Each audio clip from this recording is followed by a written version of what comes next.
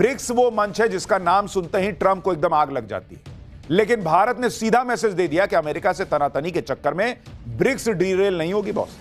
इसी तरह चीन के साथ भी भारत के रिश्ते पिछले कुछ महीनों में मजबूत होते दिखे, लेकिन फिर चीन ने नया कांड किया बॉर्डर को लेकर, तो भारत ने भी जवाब देने में देर नहीं लगाई कि यह सब गलतफहमी न पालना कि तुम्हारा है। चीन तो पहले भी भारत के लिए बहुत भरोसेमंद देश नहीं रहा, अब ट्रंप अमेरिका को भी उसी कैटेगरी में ले आए हैं। इसलिए दोनों से डील करते हुए पीएम मोदी बैलेंस अप्रोच लेकर चल रहे हैं। जहां डोज देना जरूरी है वहां डोज दे रहे हैं, जहां बातचीत और रिश्ते मजबूत करने जरूरी है वहां वो भी चल रहा है। बीजेपी और कांग्रेस के बीच नए घमासान से लेकर चीन और भारत के बीच जो नया तनाव पैदा हुआ, सबकी बात हो, लेकिन पहले एक झलक देखिए।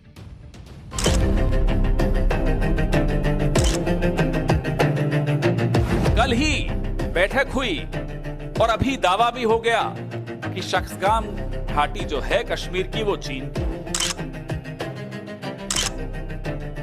चोरी छुपे कोई ऐसा एमओयू नहीं करते हैं जो सालों साल जो है हम जिसका जवाब नहीं दे पाए। Any activity in Shaksgam Valley is concerned, we do not approve of it. देखिए, पूरी दुनिया में इस वक्त युद्ध की बातें चल रही हैं। लोग चर्चा कर रहे हैं कि ट्रंप क्या ईरान पे चढ़ाई करने वाले हैं। इधर नरेंद्र मोदी की तैयारी से पाकिस्तान के होश उड़े हुए हैं। चीन अलग खेल कर रहा है। इन सब के बारे में आपको बताऊंगा, लेकिन पहले देख लीजिए कि भारत में कैसे चीन को लेकर राजनीति का युद्ध शुरू हो गया। कांग्रेस ने बीजेपी की उस मीटिंग पर बवाल काटा है जो मीटिंग चीन के नेताओं से बीजेपी की हुई। कल चीन की कम्युनिस्ट पार्टी के नेताओं ने बीजेपी के नेताओं से मुलाकात की थी। चीन की सीपीसी यानी कम्युनिस्ट पार्टी ऑफ चाइना के नेताओं की एक टीम भारत आई हुई और इसी में कल वो बीजेपी के ऑफिस में जाकर बीजेपी के नेताओं से मिले। इसके बाद बवाल मच गया बॉस, क्योंकि एक तरफ यह मीटिंग हो रही थी, दूसरी तरफ चीन पीओके के शख्सगाम घाटी पर दावा ठोक रहा था जो भारत का हिस्सा है। इसी को लेकर कांग्रेस जो है वो आग बबूला है। वो बीजेपी से भिड़ गई कि बीजेपी ने बंद कमरे में चीन को लाल आंखें क्यों दिखाई, या दिखाई भी या नहीं दिखाई। सुनिए कांग्रेस के प्रवक्ता पवन खेड़ा क्या आरोप लगा रहे हैं, फिर आपको बताता हूं बीजेपी ने क्या जवाब दिया। करिए बैठक, मैं कह रहा हूं फिर से, हमें बैठकों में दिक्कत नहीं होती रहनी चाहिए, लेकिन देश के हितों के साथ समझौता करने के लिए नहीं होनी चाहिए। देश के हितों से समझौता करने वाले के साथ जब आप बैठकें करते हो तो आंखों में आंखें डाल के सवाल जरूर पूछना चाहिए आपको और देश को जवाब दिलवाना चाहिए। चीन ने हमारे हितों पर कुठाराघात किया है, क्या उस पर चर्चा हुई? गलवान से लेकर लद्दाख से लेकर और अब जो नया कल जो दावा किया है उससे शख्सगाम घाटी कश्मीर, कल ही बैठक हुई और अभी दावा भी हो गया कि शख्सगाम घाटी जो है कश्मीर की वो चीन की है। क्या आपने इस पे चर्चा की? बंद कमरे में ही सही, लाल आंख दिखाई? ये जानना तो देश का हक है। बीजेपी के नेताओं और चीन के नेताओं की जिस मीटिंग पर कांग्रेस भड़की हुई है, उस मीटिंग में क्या हुआ, कैसे वो मीटिंग हुई, है हम आपको बताते हैं। असल में चीन की सीपीसी के इंटरनेशनल डिपार्टमेंट से जुड़े वाइस मिनिस्टर सुन हयान की अध्यक्षता में एक दल बीजेपी के नेताओं से मिला। इस मीटिंग में बीजेपी के महासचिव अरुण सिंह ने चीन के नेताओं से मुलाकात की। बीजेपी की तरफ से बताया गया कि यह मीटिंग दोनों पार्टियों के बीच इंटर पार्टी कम्युनिकेशंस को बढ़ाने को लेकर हुई। मीटिंग में चीन के राजदूत भी मौजूद रहे। यह एक औपचारिक मीटिंग थी जिसमें दोनों पार्टियों के नेताओं ने संवाद बढ़ाने पर जोर दिया।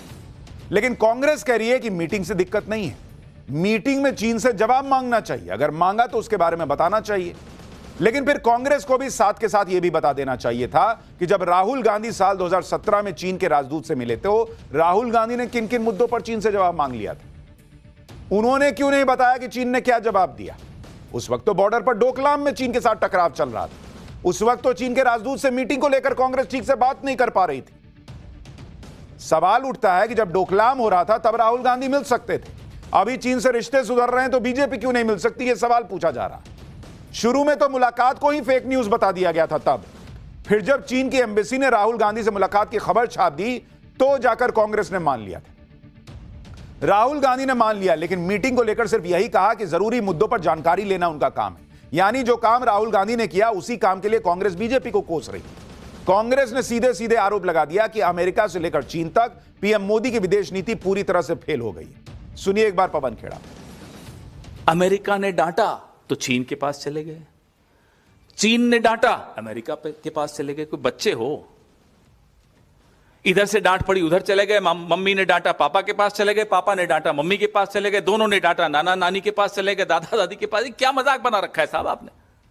ये विदेश नीति है, इसको गंभीरता से लीजिए। ये हम बार बार कहते आए हैं। एक ऐसा व्यक्ति प्रधानमंत्री बना है जिसको जरा सा डराओ वो पूरा डर जाता है, थर थर कांपता है, क्लीन चिट दे देता है।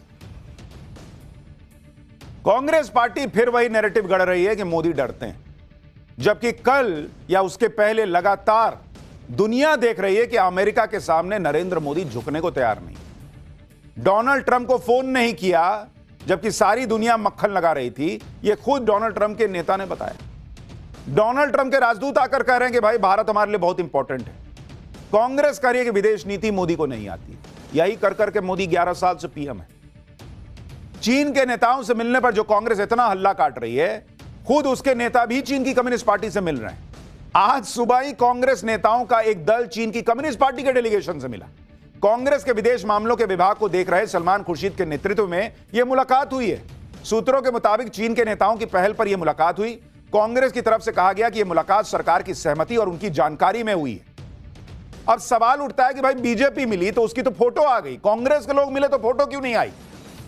और आप खुद मिल रहे हैं और पूछ रहे हैं कि बीजेपी की बंद कमरे में क्या बात हुई, आपकी बंद कमरे में क्या बात हुई, यह भी तो नहीं बता रहे आप।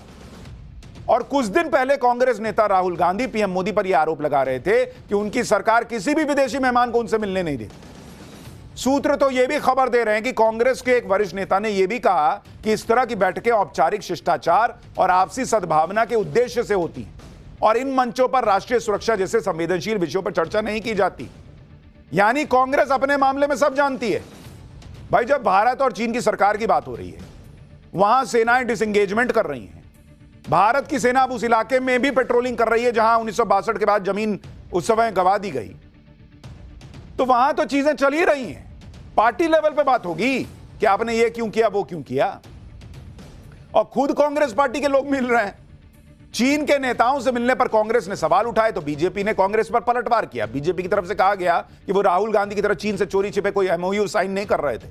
जब स्थिति बेहतर होती है तो इस तरह की फॉर्मल मीटिंग होती है। सुनिए बीजेपी ने क्या सफाई दी। चोरी छुपे कोई ऐसा एमओयू नहीं करते हैं जो सालों साल जो है हम जिसका जवाब नहीं दे पाए। एक फॉर्मल मीटिंग्स होती हैं जब स्थिति बेहतर होती है और यह एक फॉर्मल मीटिंग का प्रक्रिया। यानी बीजेपी का तर्क यह है कि अभी चीन से हालात स्थितियां कुछ बेहतर हैं इसलिए मिल लिए। बीजेपी के अलावा चीन के नेता आरएसएस के नेताओं से भी मिले। चीन के सीसीपी नेताओं ने संघ के सरकार्यवाह दत्तात्रेय होसबले से भी मुलाकात की। यह बैठक दिल्ली में संघ मुख्यालय में करीब आधे घंटे चली। संघ सूत्रों का कहना है कि यह महज एक औपचारिक मुलाकात थी। इस मुलाकात की रिक्वेस्ट भी चीन की तरफ से आई थी, लेकिन कांग्रेस ने इस मुलाकात पर भी सवाल उठा दिया। पूछ लिया कि संघ के लोग क्यों चीन के नेताओं से मिल रहे हैं। आप क्यों मिल रहे हैं भाई? आप मिल सकते हैं, संघ के लोग नहीं मिल सकते। सुनिए एक बार। वैसे संघ का मतलब क्या है? चीन की कम्युनिस्ट पार्टी से मिलना हमें नहीं समझ में आता। क्या सांस्कृतिक आदान प्रदान हो रहा है? क्या है ये? चीन को लेकर भारत में यह बवाल तब हो रहा है जब राहुल गांधी विदेश से लौट कर आए। कल ही एक ब्लॉगर ने दावा किया था कि उसने राहुल गांधी को वियतनाम के हनोई एयरपोर्ट पर देखा था और राहुल गांधी से मिला भी था। इस ब्लॉगर ने फोटो और वीडियो भी शेयर किए थे। बीजेपी ने पहले ही दावा कर दिया था कि राहुल गांधी छुट्टी मनाने फिर से विदेश गए हुए हैं, लेकिन अब राहुल गांधी विदेश से लौट आए। आज तमिलनाडु के नीलगिरी में उनका एक कार्यक्रम था जिसमें वो छात्रों के बीच थे। इसी में राहुल गांधी से एक छात्र ने पूछा कि वो एजुकेशन सिस्टम में क्या बदलाव देखना चाहेंगे, तो वो मैन्युफैक्चरिंग की बात करने लगे, प्रोडक्शन की बात करने लगे, चीन की बात करने लगे। देखिए राहुल गांधी के कार्यक्रम में क्या हुआ है। Today is that the Chinese have dominated manufacturing. Pretty much anything that we use, this microphone, that camera, these things are all made in China. Yes, sir. And we want them to be made in India. Yes. To do that, we have to change the mindset. We have to respect the people who do work with their hands. We have to respect our artisans. We have to respect our small and medium businesses. We have to respect people who work in the fields. बच्चा पूछ रहा है कि education system में क्या change आप चाहेंगे। Rahul Gandhi production manufacturing China समझाने लग गए, कह रहे हैं आज की डेट में सब चाइना बना रहा है। तो आपके समय में क्या चाइना में कुछ नहीं बनता था, सब भारत में बन रहा था। आज की डेट में तो जितना भारत में मोबाइल है उसमें से ज्यादातर भारत में ही बन रहा है। आपके समय में तो कितना बनता था वो सबको पता है। राहुल गांधी से पूछा गया एजुकेशन पर, लेक्चर दे डाला मैन्युफैक्चरिंग पर, चीन पर। मतलब अलग लेवल पर इनका हिसाब चलता है। लेकिन इधर चीन का जो खेल है वो आप देखिए कि पीओके की शक्सगाम वैली जो भारत का हिस्सा है उसे चीन ने अपना बता दिया। चीन के विदेश मंत्रालय की तरफ से कहा गया कि शक्सगाम घाटी चीन का हिस्सा है। अपने ही क्षेत्र में चीन की बुनियादी ढांचा गतिविधियां बिल्कुल उचित हैं। चीन और पाकिस्तान ने 1960 के दशक में सीमा समझौता किया था और दोनों देशों के बीच सीमा तय की गई थी। उन्होंने कहा कि यह संप्रभु देशों के रूप में चीन और पाकिस्तान का अधिकार है। तो जो लोग ये कह रहे थे कि भाई नरेंद्र मोदी जो है वो चीन के साथ, जिस तरह से चीन एकदम भारत भारत कर रहा है, वैसे भारत चीन चीन नहीं कर रहा था। और हमने आपको इसकी वजह बताई थी कि भारत बहुत फूक फूक के कदम रख रहा है, क्योंकि उसको पता है चीन बाकी सारी चीजों को देखकर, ग्लोबल पॉलिटिक्स देखकर, जियो पॉलिटिक्स देखकर भारत से सटना तो चाहता है। लेकिन बॉर्डर के मामले पर यह तनातनी दोनों देशों के बीच चलती रही, क्योंकि चीन को अपने यहां के लोगों को भी मैसेज देना है। हालांकि चीन को तगड़ा जवाब देने में भारत ने कोई देर नहीं की। भारत ने क्या जवाब दिया वो आपको बताऊंगा, लेकिन पहले देख लीजिए कि चीन ने इस नए टकराव में जिस शक्सगाम वैली का नाम लेकर आया, वो शक्सगाम वैली है कहां, थोड़ा आपको इसके बारे में भी बताता हूं। ये आप जो हिस्सा देख रहे हैं, ये आप देख रहे हैं जम्मू कश्मीर, लद्दाख, यहां पर सियाचिन का ग्लेशियर है, एक बार दिखाइए। और ये जो आप नीला हिस्सा देख रहे हैं, ये शक्सगाम वैली है। और ये शक्सगाम वैली उसी पीओके में है जो भारत का है। तो भाई जब पूरा पीओके भारत का है तो तुम्हारा शक्सगाम वैली कैसे हो जाएगा? शक्सगाम घाटी जो है वो सियाचिन ग्लेशियर के पास में, इसे ट्रांस काराकोरम ट्रैक भी कहा जाता है। यह घाटी केंद्र शासित प्रदेश लद्दाख में है। और आप देखिए ये इलाका रणनीतिक तौर पर बहुत अहम है। इसके एक साइड में पीओके है और दूसरी साइड में चीन के कब्जे वाला अक्साई चीन है। यानी एक तरफ पाकिस्तान का अवैध कब्जा है, दूसरी तरफ चीन का अवैध कब्जा है। तो जब ये पूरा पीओके हमारा, अक्साई चीन हमारा, तो ये हिस्सा शक्सगाम वैली तुम्हारा कैसे हो जाएगा? बोलने से हो जाएगा। शक्सगाम वैली को आपने मैप पर तो देख लिया। इस जगह की कुछ तस्वीरें भी आपको दिखाता हूं। यह इलाका करीब 5000 वर्ग किलोमीटर का है। यह पूरी घाटी काराकोरम पर्वतमाला के उत्तर में स्थित है और समुद्र तल से इसकी औसत ऊंचाई 14,000 से 15,000 फीट के बीच में। यह इलाका उत्तर में चीन के शिनजियांग प्रांत, दक्षिण और पश्चिम में पाकिस्तान अधिकृत कश्मीर के उत्तरी क्षेत्र और पूर्व में सियाचिन ग्लेशियर से सटा हुआ है। यानी एक स्ट्रैटेजिक लोकेशन है ये, और वैसे ही अहम है जैसे अहम लोकेशन सियाचिन ग्लेशियर है। शक्सगाम वैली कैसे हमेशा भारत का हिस्सा रही है और कैसे पाकिस्तान ने इस पर अवैध कब्जा कर लिया था और कैसे पाकिस्तान ने अवैध कब्जे वाली यह जमीन चीन को दे दी थी, उसका इतिहास भी आपको याद दिलाता हूं। पहली बात तो यह है कि शक्सगाम घाटी हमेशा से ही जम्मू कश्मीर का हिस्सा रही। जब जम्मू कश्मीर भारत का हिस्सा बना तो उसी के साथ शक्सगाम वैली भी भारत का हिस्सा थी। लेकिन 1948 में मुजाहिदों के जरिए पाकिस्तान ने जम्मू कश्मीर पर हमला बोला। पीओके के जरिए पाकिस्तान ने शक्सगाम वैली पर अवैध कब्जा कर लिया। लेकिन इसके बाद शक्सगाम वैली की कहानी में चीन की एंट्री कैसे हुई, यह भी आपको बताता हूं। दरअसल आजादी के बाद पाकिस्तान ने अमेरिका से नजदीकियां बढ़ाई और चीन से उतनी नजदीकियां नहीं थी। लेकिन साल 1959 में चीन ने पाकिस्तान के साथ खेल कर दिया। चीन ने एक ऐसा मैप जारी कर दिया जिसमें पाकिस्तान के कई हिस्सों को चीन का बता दिया। साल 1961 में पाकिस्तान के तब के राष्ट्रपति अयूब खान ने इसके विरोध में चीन को एक नोट भेजा। चीन ने कोई लोड ही नहीं लिया, जवाब तक नहीं दिया। यह पाकिस्तान के लिए बड़ा झटका था।